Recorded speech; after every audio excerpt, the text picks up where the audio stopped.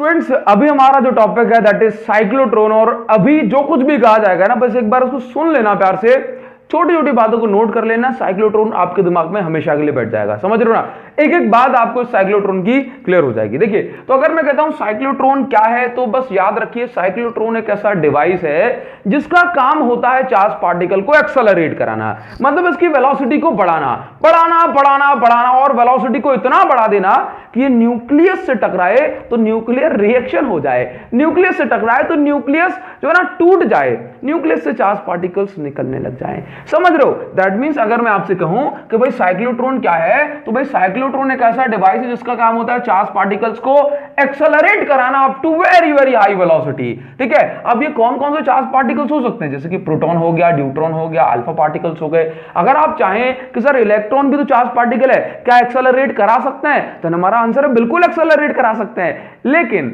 Cyclotron में फिर problem हो जाएगी, जैसे कि एक तो जो है छोटा सा रीजन मैं आपको ये बताऊं, है ना, अभी समझ लेते हैं इसको कि भाई जो प्रोटॉन का जो इलेक्ट्रॉन का जो मास है ना, वो प्रोटॉन की कंपैरिजन में 1836 गुना कम है, समझ रहे हो।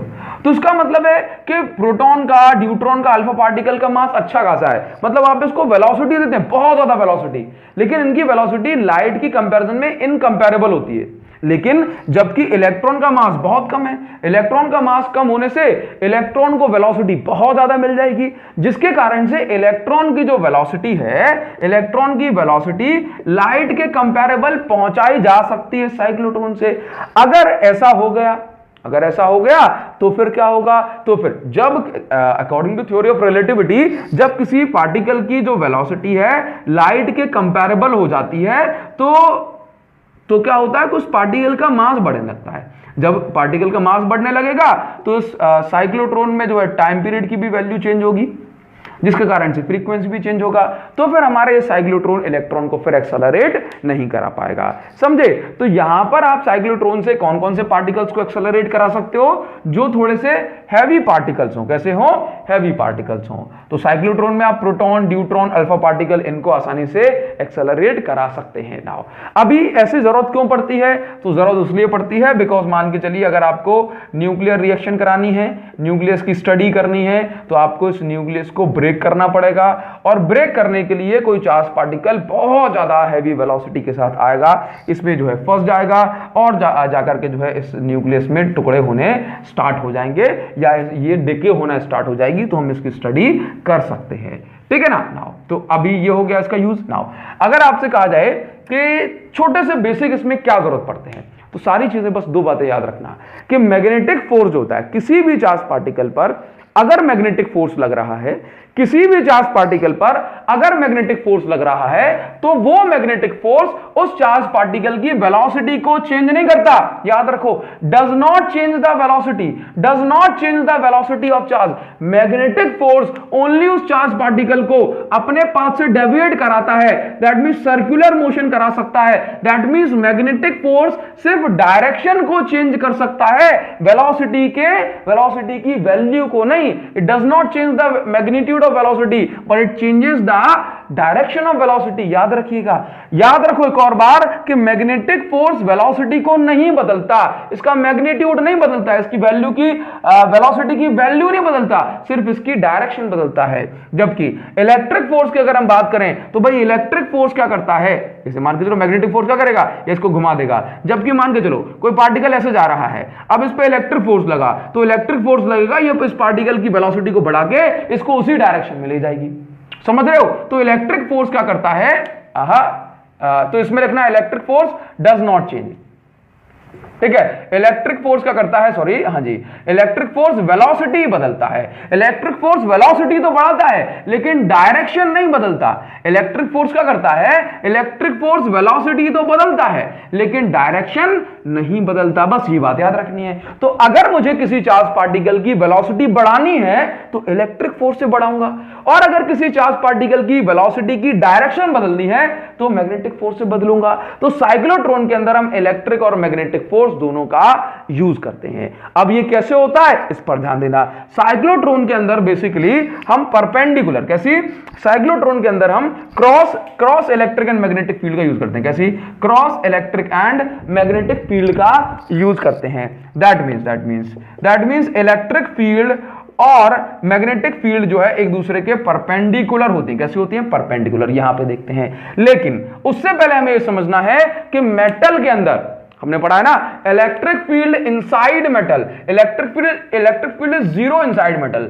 मेटल के अंदर इलेक्ट्रिक फील्ड होती है जीरो, लेकिन मैग्नेटिक फील्ड नहीं होती, बट नॉट मैग्नेटिक फील्ड। अगर मान के चलो ये मेरे पास दो ग्लास हैं, ठीक है, जानबूझ के ग्लास की जरूरत पड़ी, हाँ अभी अपन देखेंगे। अगर मेरे पास दो ग्लास हैं और ये दोनों ग्लास मेटल के हैं, अभी ये अलॉय है, अगर मेरे पास ये दोनों ग्लास हैं और ये दोनों ग्लास मेटल के हैं, तो इन मेटल के अंदर इलेक्ट्रिक फील्ड जीरो हो जाएगी। क्या हो जाएगी, इलेक्ट्रिक फील्ड जीरो। अगर इलेक्ट्रिक फील्ड जीरो हो गई और कोई चार्ज पार्टिकल इसके अंदर है, तो वो चार्ज पार्टिकल के ऊपर इलेक्ट्रिक फोर्स नहीं लगेगा, ठीक है।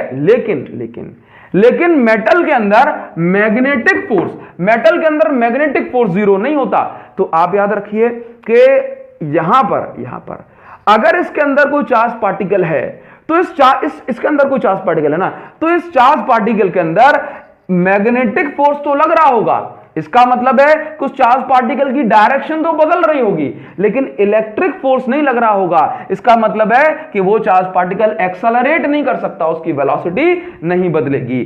चलिए, बहुत सुंदर बात। अब हम आते हैं इसकी वर्किंग कंस्ट्रक्शन के ऊपर। बेसिकली क्या होता है कि भाई जो साइक्लोट्रॉन है इसके अंदर दो मेन चीजें होती हैं। एक तो होता है मैग्नेटिक पोल्स, ठीक है, ये नॉर्थ पोल हो गया, ये साउथ पोल हो गया, और एक होती है हॉलो मेटेलिक डीज। डी का मतलब क्या है कि भाई डी के शेप में एक हॉलो मेटेलिक कंडक्टर है, तो आप इसको D1 नाम दे सकते हैं, इसको D2 नाम दे सकते हैं।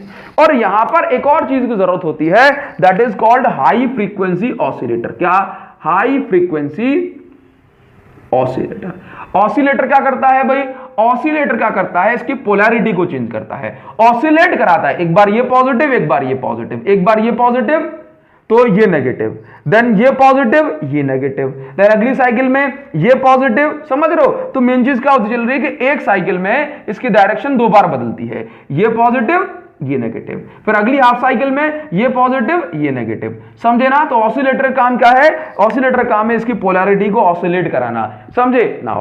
आगे बढ़ेंगे तो देखना जरा अब एक्चुअल में होता क्या है। मान के चलो, अच्छा ये एक और चीज बताऊं आपको कि आप ये देख रहे हो ना, ये जो सेटअप है इसके अंदर ये हॉलो मेटेलिक डी है, इनके अंदर जो स्पेस है ना ये बहुत थोड़ा सा है। मतलब मैंने इनको इतना दिखाया है, काफी ज्यादा दिखाया है, लेकिन ये बहुत ज्यादा कम है, बहुत कम, ठीक है। तो आपको यहां पर ध्यान देना है कि ये जो स्पेस है ये काफी कम है, लेकिन हमने डायग्राम में इसको काफी ज्यादा दिखाया हुआ है, ठीक है, ताकि अपन इस डायग्राम को सही से समझ पाए ना।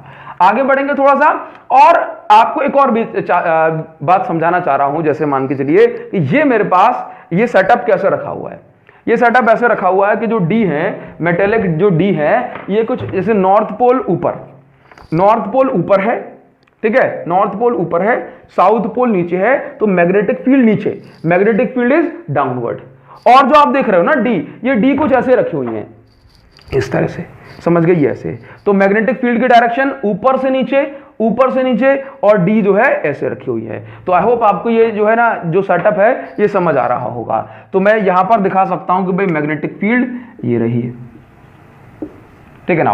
अभी आप मुझे ये बताइए कि इलेक्ट्रिक फील्ड की डायरेक्शन यहां पर कैसे कैसे होगी। तो आपको समझना है कि इलेक्ट्रिक फील्ड कौन बनाता है, इलेक्ट्रिक फील्ड बनाते हैं चार्जेस, ठीक है। तो ये देखो, ये पॉजिटिव और ये नेगेटिव। जब ये पॉजिटिव ये नेगेटिव बनेगा तो इलेक्ट्रिक फील्ड जो है अगर मैं इस ग्लास को पॉजिटिव चार्ज देता हूं तो पॉजिटिव चार्ज के सरफेस पे आएगा। लेट्स से यहां आ गया, ठीक है, तो यहां आ गया तो यहां पॉजिटिव, दूसरे ग्लास के यहां पर नेगेटिव, तो इलेक्ट्रिक फील्ड यहां से यहां आगे बढ़ेगी। जरा ध्यान से देखिएगा। तो देखना जरा कि जब ये पॉजिटिव ये नेगेटिव, तो इलेक्ट्रिक फील्ड की डायरेक्शन इस डायरेक्शन में होगी, और जब ये पॉजिटिव ये नेगेटिव, तो इलेक्ट्रिक फील्ड इस डायरेक्शन में होगी।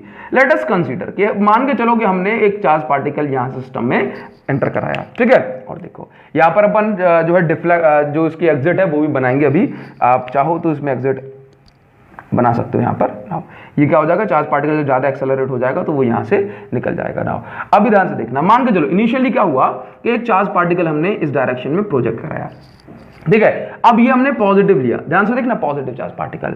तो अभी पॉजिटिव चार्ज पार्टिकल, देखो मैग्नेटिक फील्ड तो सब जगह है लेकिन इलेक्ट्रिक फील्ड सिर्फ ये वाले रीजन में है। तो अगर चार्ज पार्टिकल को एक्सेलरेट होना है तो सिर्फ ये वाले रीजन में हो पाएगा। तो ध्यान से देखना क्या होगा कि भाई ये वाले पार्ट, जब ये चार्ज पार्टिकल जो है ना फर्स्ट हाफ साइकिल में ये पॉजिटिव ये नेगेटिव प्लेट है तो इलेक्ट्रिक फील्ड बन रही है इस डायरेक्शन में। ये चार्ज पार्टिकल आगे बढ़ा, इसकी वेलोसिटी जो भी होगी थोड़ी सी बढ़ी। अब इसके बाद क्योंकि मैग्नेटिक फोर्स भी लग रहा है तो इसकी वेलोसिटी ऐसे आ गई है, ठीक है, इसकी वेलोसिटी ऐसे। अब क्या हुआ भाई, ये पॉजिटिव है ना, तो अब ये पॉजिटिव जो है इस पॉजिटिव चार्ज की साइड नहीं आएगा, नेगेटिव को छोड़ के नहीं जाएगा। तो इससे पहले जो ये एग्जैक्ट यहां पर पहुंचता है इसके ठीक पहले क्या हो जाता है कि इसकी पोलैरिटी चेंज करके इसको नेगेटिव और इसको पॉजिटिव बना दिया जाता है, जिसके कारण से इसकी एक्सेलरेशन और हो जाती है, ठीक है। फिर जैसे ये यहां तक आता है जो है ये जैसे यहां तक आता है इसको पॉजिटिव इसको नेगेटिव बना दिया जाता है। तो फिर ये यहां पर ऐसे आ गया, फिर इसको क्योंकि ये पॉजिटिव है तो नेगेटिव के पास आया, फिर जैसे ये यहां तक आया बोले अदरवाइज से चिपक जाता तो इसको पॉजिटिव इसको नेगेटिव बनाया, फिर ये ऐसे घूमने लगा। तो मतलब वेलोसिटी क्या कर रही है, वेलोसिटी इसकी मतलब इलेक्ट्रिक फील्ड इसकी वेलोसिटी बढ़ा रही है, जिसके कारण से इसका सर्कल जो है ना ऐसे पूरा यहीं पे आकर के नहीं मिल पा रहा। तो वेलोसिटी बढ़ा रही है इसकी, मतलब वेलोसिटी कौन बढ़ा रहा है, इलेक्ट्रिक फील्ड, और मैग्नेटिक फील्ड इसको गोल घुमा रही है। फिर थोड़ा थोड़ा जैसे इसकी जो रेडियस बड़ी हुई वैसे ये जो है ना इसके अंदर डी के अंदर एंटर कर गया, किसके अंदर, डी के अंदर। अब डी के अंदर जैसे ये एंटर किया, मान के चलिए डी के अंदर ये एंटर किया, इसी तरह से जो है ना इसकी पोलैरिटी बदलती रहेगी, ठीक है। अब ये जैसे डी के अंदर एंटर किया तो डी के अंदर क्या है, सिर्फ मैग्नेटिक फील्ड, तो डी के अंदर सिर्फ इसकी जो डायरेक्शन है वो बदलेगी, दैट मीन सर्कुलर मोशन में आएगा। और जैसे ये बाहर निकलेगा, ठीक है, बाहर निकलने को होगा ये उसको नेगेटिव इसको पॉजिटिव बनाया जाएगा और ये जो है इस तरह से घूम के इसके अंदर एंटर करेगा, ठीक है। और ये इसके अंदर एंटर किया, अब इसके बाद जैसे बाहर निकलने को होगा इसको पॉजिटिव इसको नेगेटिव, ताकि ये जो है इसको लालच मिले पॉजिटिव चार्ज को, ये और ये ऐसे घूमने लग गया और इस तरह से पोलैरिटी इसकी चेंज होती रहेगी। तो इस तरह से जो है इलेक्ट्रिक एंड मैग्नेटिक फील्ड इसको घुमाती रहेगी और बहुत ज्यादा जब वेलोसिटी तक घुमा देगी तो इसको यहां से डिफ्लेक्टर और ये वगैरह लगा हुआ है और उसको जो है यहां से एग्जिट करा देगी। समझ में आया। तो एक्चुअल में क्या होता है इसके अंदर कि आप जो है इलेक्ट्रिक फील्ड इसकी वेलोसिटी बढ़ाती है, मैग्नेटिक फील्ड इसको घुमाती है। बोले ऐसे जरूरत क्यों पड़ी, क्या सिर्फ इलेक्ट्रिक फील्ड लगा के जो है नहीं बढ़ाई जा सकती क्या वेलोसिटी, बिल्कुल बढ़ाई जा सकती है। मैग्नेटिक फील्ड की क्या जरूरत, तो देखो एक्चुअल में क्या होता है ना, जैसे मान लो अगर आपके पास एक बड़ा सा जो है धागा है, रील है, तो आप क्या करोगे उसको लपेट दोगे, हाँ सर्कुलर उसमें, ताकि क्या होगा छोटी सी जगह में ज्यादा धागा आप रख सको। अदरवाइज अगर सीधा सीधा रखना होता तो भाई काफी लंबी डिस्टेंस कवर हो जाती। इसीलिए अगर आप इस चार्ज को ज्यादा जो एक्सेलरेट कराना चाहते हो ज्यादा डिस्टेंस ट्रेवल कराना पड़ेगा। और ज्यादा डिस्टेंस कैसे ट्रेवल हो पाएगी, जब आप इस चार्ज को गोल गोल घुमाओ, ठीक है, नहीं तो बहुत ज्यादा ही बड़ा सेटअप हो जाता ना। तो अभी आपको क्या करना है, इसकी वर्किंग मेरे हिसाब से आपको समझ आई होगी।